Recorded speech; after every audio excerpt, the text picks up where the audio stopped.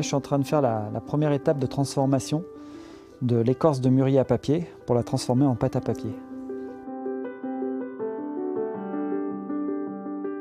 On gratte les écorces au couteau.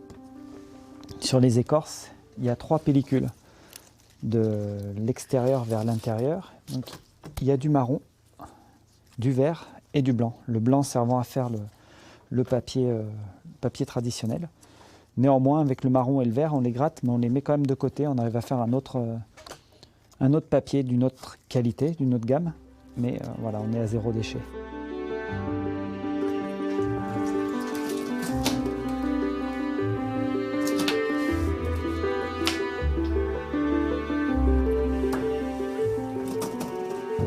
Ça, c'est vraiment la technique traditionnelle japonaise. Ça s'appelle Nagashizuki.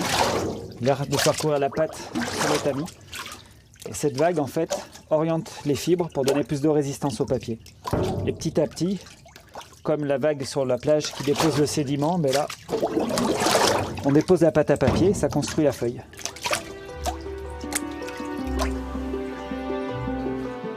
On n'a pas la culture du papier en Europe.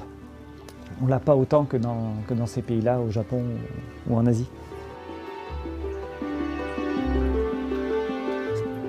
Je me suis aperçu qu'il y avait tout un univers derrière en termes de fabrication, plusieurs types différents, beaucoup d'utilisation du papier, même dans des endroits qu'on n'imaginait pas. Quand on voit les produits finis, que ce soit de l'impression photographique, une porte japonaise en architecture ou même des fois des robes, enfin, toutes les applications qu'il y a avec le papier, quand on imagine qu'on est parti d'une branche d'arbre, qu'on arrive à des finitions telles que ça et que ça rappelle des fois du tissu proche de la soie, c'est assez étonnant.